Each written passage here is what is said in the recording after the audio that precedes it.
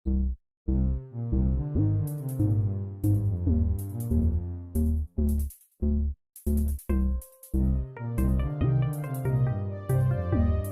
दोस्तों, हमारे YouTube channel vision coaching में आपका स्वागत है। मैं सत्येंद्र कुमार मौर्य आज आपको हिंदी पढ़ाऊंगा और हमेशा पढ़ाता रहूंगा। आइए आज शुरू करते हैं हम अपना हिंदी व्याकरण का पहला अध्याय वर्णमाला। वर्णमाला, हम देखें कि वर्णमाला होता क्या है। वर्णमाला लिखते हैं कि वर्णों के व्यवस्थित क्रमबद्ध समूह को वर्णमाला कहते हैं। अगर हमें सिर्फ वर्ण को परिभाषित करना है तो लिखेंगे कि भाषा की सबसे छोटी इकाई को वर्ण कहते हैं। देखते हैं कि वर्ण कितने प्रकार का होता है। आइए, वर्ण के भेद। वर्ण हमारा दो तरह का होता है। पहला होता है स्वर और दूसरा होता है व्यंजन। अब देखते हैं स्वर क्या होता है। तो लिखते हैं कि जिन वर्णों के उच्चारण में किसी अन्य वर्ण की सहायता न ली जाए उसे हम स्वर कहते हैं। व्यंजन की भी परिभाषा होती है कि जिन वर्णों के उच्चारण में किसी दूसरे वर्ण की सहायता ली जाए उसे हम व्यंजन कहते हैं। स्वर को तीन भागों में बांट दिया गया। स्वर को तीन भागों में बांट दिया गया। पहला होता है स्पर्श व्यंजन। स्वर के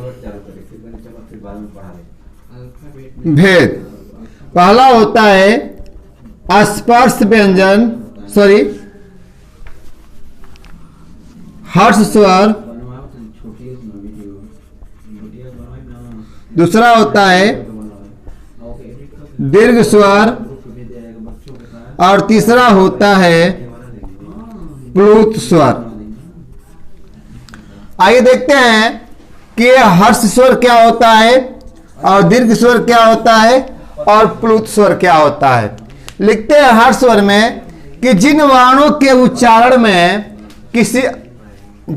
के उच्चारण में सबसे कम समय लगता है उन्हें हम हर्ष स्वर कहते हैं। इसकी संख्या होती है 4। अ, छोटी ई, छोटा ऊ और रे। दूसरा होता है दीर्घ स्वर। लिखते हैं कि जिन स्वरों के उच्चारण में हर्ष स्वर की अपेक्षा दुगुना समय लगे उन्हें हम दीर्घ स्वर कहते हैं। इसकी संख्या होती है 7। आ, बड़े ए, बड़ा ऊ, ए, आए, ओ, औ। तीसरे नंबर पर आते हैं प्लुत स्वर में। तो इसकी परिभाषा होती है कि जिन स्वरों के उच्चारण में हर्ष से 3 गुना और दीर्घ से 2 गुना समय लगे उन्हें हम प्लुत स्वर कहते हैं। जैसे ओ, राम आदि। प्लुत स्वर को पहचानने के लिए सबसे आसान तरीका हम यह आजमाते हैं कि जिन शब्दों के बीच में अगर तीन दिखाई दे, इस तरह का अगर शब्द दिखाई दे, रूप दिखाई देता है, उसे हम कहते हैं प्लुत स्वर। प्लुत स्वर सिर्फ स्वर के भेद में रखा जाता है। इसका हिंदी में प्रयोग वर्जित होता है। अब आते हैं अगले रूप में, जिसे हम कहते हैं अयोगवाह। अयोगवाह देखते हैं।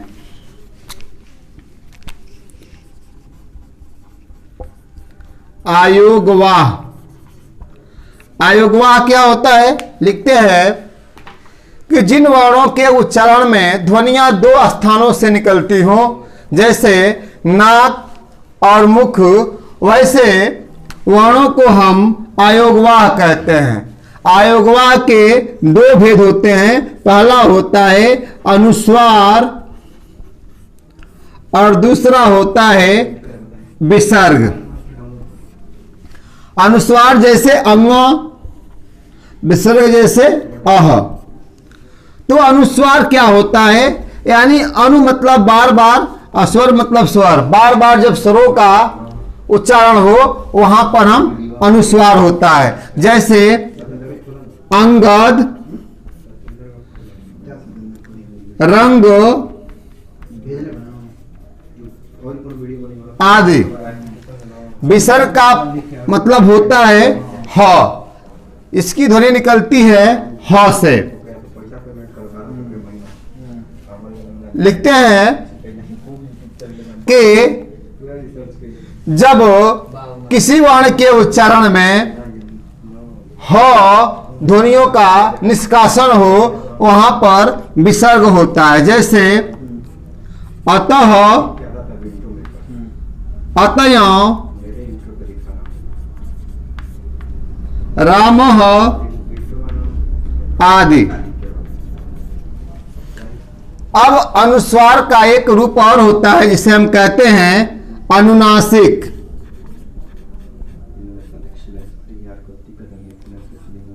अनुनासिक का मतलब क्या होता है, बार बार जब नासिका से ध्वनियों का उच्चारण हो उसे हम कहते हैं अनुनासिक। जैसे अंग, जैसे आंगन, आंचल, मां आदि। आगे बढ़ते हैं, अब चलते हैं हम लोग व्यंजन में। देखते हैं कि व्यंजन कितने प्रकार का होता है और कैसे कैसे रूपों में जाना जाता है। आइए, व्यंजन की परिभाषा होती है, व्यंजन की परिभाषा होती है कि जिन वर्णों के उच्चारण में किसी अन्य वर्ण यानी स्वर की सहायता ली जाए उसे हम व्यंजन कहते हैं। व्यंजन, व्यंजन के भेद देखते हैं। व्यंजन के भी ठीक तीन भेद होते हैं। पहला होता है स्पर्श व्यंजन, दूसरा होता है अंतस्थ व्यंजन,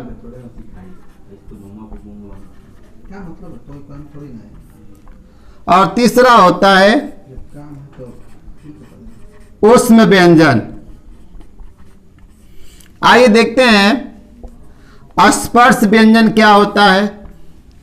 लिखते हैं कि जिन व्यंजन के उच्चारण में जिह्वा मुख के किसी न किसी भाग को स्पर्श करे उसे हम स्पर्श व्यंजन कहते हैं। इसकी संख्या 25 होती है। क से लेके क से म तक। अंतस्थ व्यंजन क्या होता है, लिखते हैं कि जिन व्यंजनों के उच्चारण में जिह्वा कंपन करे, यानी जीभ जो होती है ऊपर से नीचे होती है, उसे अंतस्थ व्यंजन कहते हैं। इसकी संख्या होती है 4। य, र, ल, व। ऊष्म व्यंजन क्या होता है, लिखते हैं कि जिन व्यंजनों के उच्चारण में हवा फेफड़े से गर्म होकर मुख द्वारा बाहर निकले उसे हम ऊष्म व्यंजन कहते हैं। ऊष्म व्यंजन का शाब्दिक अर्थ होता है ऊष्म का गर्मी। आइए देखते हैं, इसकी संख्या भी होती है 4। जैसे बड़ा सा, मूर्धन्य सा, छोटा सा और ह। यह होता है हमारा ऊष्म व्यंजन। आगे जब बढ़ते हैं हम इसी क्रम में, तो आते हैं कि जिस तरह से हमने देखा कि स्वर के भी 3 भेद होते हैं, उसी तरह से व्यंजन के भी 3 भेद होते हैं। ट्रिक के माध्यम से हम ये सीख सकते हैं कि अगर स्वर के जितने भेद होते हैं उतने ही भेद व्यंजन के भी होते हैं, जिसे हमको याद करने में आसानी होगी। आगे बढ़ते हैं तो इसमें एक संयुक्त व्यंजन होते हैं। संयुक्त व्यंजन देखते हैं हम लोग। संयुक्त व्यंजन होता क्या है? संयुक्त व्यंजन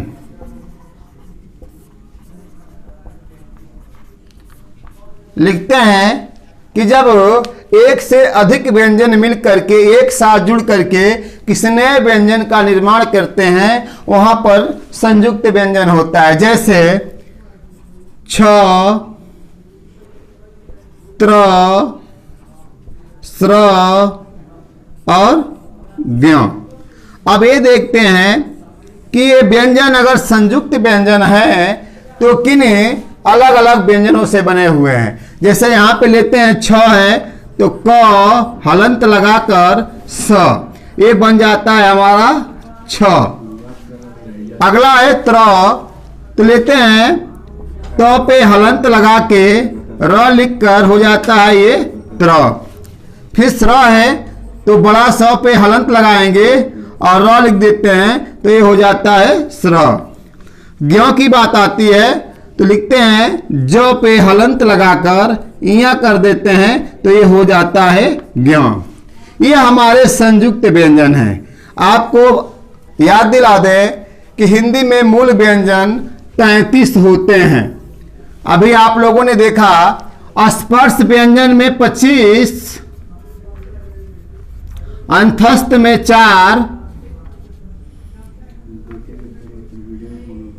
स्पर्श व्यंजन में 25, अंतस्थ में 4 और उष्म में भी 4। अब यहां पर हमारा 33 व्यंजन पहले ही हो चुके हैं, इसीलिए इसको हम लोग संयुक्त व्यंजन कहते हैं, जो स्पर्श अंतस्थ उष्म के सहयोग से बनाया जाता है। आगे बढ़ते हैं इसी क्रम में, तो थोड़ा हम ये देखेंगे कि अगर हमें स्पर्श व्यंजन को कई रूपों में छेड़ा जाए तो ये कितने प्रकार से काम करते हैं। आइए देखते हैं स्पर्श व्यंजन के प्रकार। स्पर्श व्यंजन के प्रकार। स्पर्श व्यंजन को 5 वर्गों में बांटा गया है। क वर्ग, च वर्ग, ट वर्ग, त वर्ग और प वर्ग। ये होते हैं स्पर्श व्यंजन के प्रकार। आइए देखते हैं। पहला होता है क वर्ग। ध्यान दीजिएगा, प्रत्येक वर्ग में 5 वर्ण ही रहते हैं, अधिक वर्णों को रखना गलत होता है। आइए देखते हैं। क, ख, ग, घ, अंग। अब आता है च वर्ग। च, छ, ज, झ, इया। अब आता है ट वर्ग। ट, ठ, ड, ढ, अड़। अब आता है त वर्ग। त, थ, द, ध, न। अब अंतिम वर्ग है प वर्ग। प, फ, ब, भ और म। अब देखिए, ये हमारा हो गया स्पर्श व्यंजन का पूरा वर्ण 25 वर्ण यहां पर हो जा रहा है। अब ये देखेंगे कि इसमें किस तरह की चीजों को हम निकाल सकते हैं। तो आसान शब्दों में ये देख सकते हैं कि प्रत्येक वर्ग का 5वां अक्षर, प्रत्येक वर्ग का 5वां अक्षर अनुस्वार होता है। अगर क्वेश्चन पूछता है कि कुल वर्णों में अनुस्वारों की संख्या तो यहां पर होता है 6। अगर पूछता है कि व्यंजन में अनुस्वारों की संख्या तो यहां पर होता है 5। इसे पंचमाक्षर भी कहा जाता है। इसे हम पंचमाक्षर के नाम से भी जाना जाता है या जानते हैं। आगे देखते हैं इसमें कि और इसमें क्या हो सकता है। आता है अल्प प्राण और महाप्राण। अब देखिए अल्प प्राण और महाप्राण। अल्प प्राण क्या होता है, लिखते हैं कि जिस अल्प प्राण में कि प्रत्येक वर्ग का पहला, दूसरा और पांचवा अल्प प्राण होता है। प्रत्येक वर्ग का पहला, दूसरा, पांचवा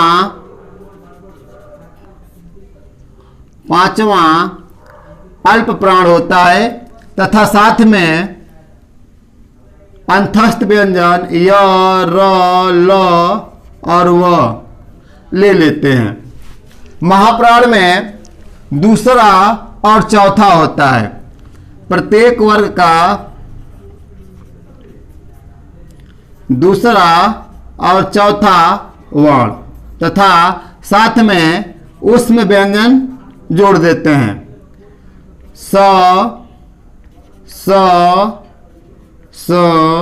और ह। अल्प प्राण और महाप्राण दोनों मिलाकर के 33 होना चाहिए। अब देख सकते हैं 5, 10 और 5 15, यानी अल्प प्राण में 15 स्पर्श व्यंजन से और 4 ले लेते हैं अंतस्थ व्यंजन से, तो 15 4 19 हो जाता है। महाप्राण में आते हैं तो दूसरा और चौथा लेते हैं जब, तो 5 5 10 और प्लस उसमें व्यंजन का 4 14। अब 14 और 19 जोड़ देते हैं तो 9 4 13 और 2 और 1 3। इस तरह से हमारा 33 हो जाता है। आइए अब आगे बढ़ते हैं। इसी क्रम में देखते हैं कि और हम इससे क्या कर सकते हैं। आइए देखते हैं कि जो अगर हमें यही आगे चल करके संधि में जब यह पहुंचता है तो 9 और म से, 9 और म जब एक साथ किसी शब्द के प्रारंभ में आते हैं तो वहां बनता है विसर्ग संधि। हिंदी में बनता है विसर्ग संधि। और जब अंग, इया, अड़ एक साथ आते हैं तो ये बनता है संस्कृत में विसर्ग संधि। आगे बढ़ते हैं। इसी क्रम में देखते हैं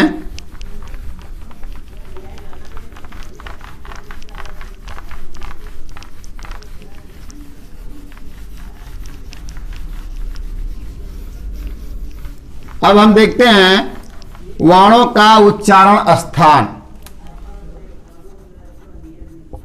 वर्णों का उच्चारण स्थान लिखते हैं कि वर्णों को जिस स्थान से बोला जाता है वही उसका उच्चारण स्थान होता है। उच्चारण स्थान में हम मुख्य रूप से यह देख सकते हैं कि कौन कहां से बोला जा रहा है। आइए देखते हैं कंठ में। कंठ से पहला वर्ग क, ख, ग, घ, अंग और साथ में अ, आ और अह हो जाता है कंठ से। यानी गला जो होता है, गले में से हम इस वर्णों का उच्चारण करते हैं, वही उसका उच्चारण स्थान होता है। दूसरे नंबर पर आते हैं तालव्य वर्ण। तालु ये होता है च, छ, ज, झ, इया, और साथ में ले लेते हैं हम, आसान शब्दों में कह सकते हैं छोटी, बड़ी, य और स। अगले नंबर पर आते हैं, तीसरे नंबर पर आते हैं, जिसे हम कहते हैं मूर्धा। मूर्धा में लेते हैं हम, आसान शब्दों में कह सकते हैं मूर्धा जो होता है यह होता है ट वर्ग, ट, ठ, ड, ढ, अड़, और साथ में एक चीज और ले सकते हैं हम, जिसे कहते हैं ए, ऐ आदि। आगे बढ़ते हैं, दंत वर्ण,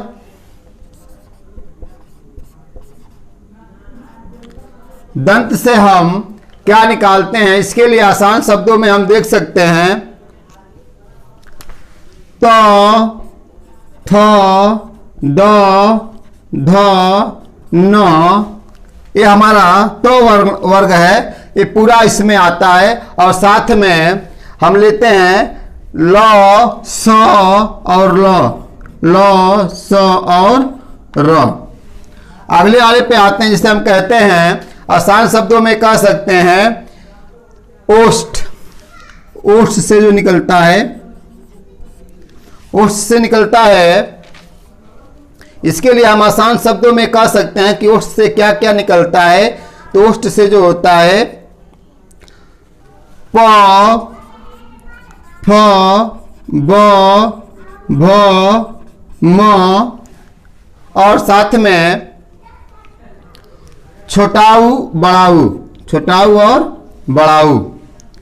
आगे बढ़ते हैं, तो अगले में आता है नासिक, नासिका।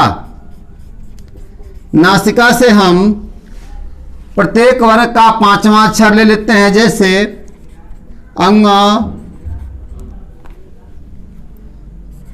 अंग, इया, अड़, न और म।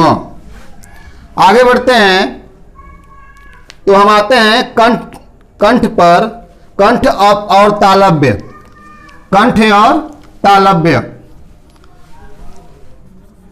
कंठ प्लस तालव्य दोनों मिलकर बनाता है, दोनों के साथ जो बनता है उसे हम कहते हैं, कंठ और तालव्य से मिलकर क्या बनता है, ए, ऐ, ए, ऐ। अगला वाला होता है, जिसे हम कहते हैं आसान शब्दों में कंठाष्ठ, कंठ और ओष्ठ।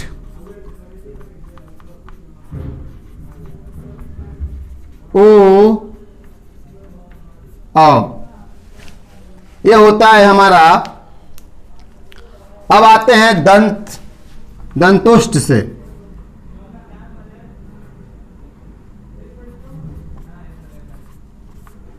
दांत और ओठ से निकलता है, ये होता है हमारा व, ये होता है हमारा उच्चारण स्थान। धन्यवाद।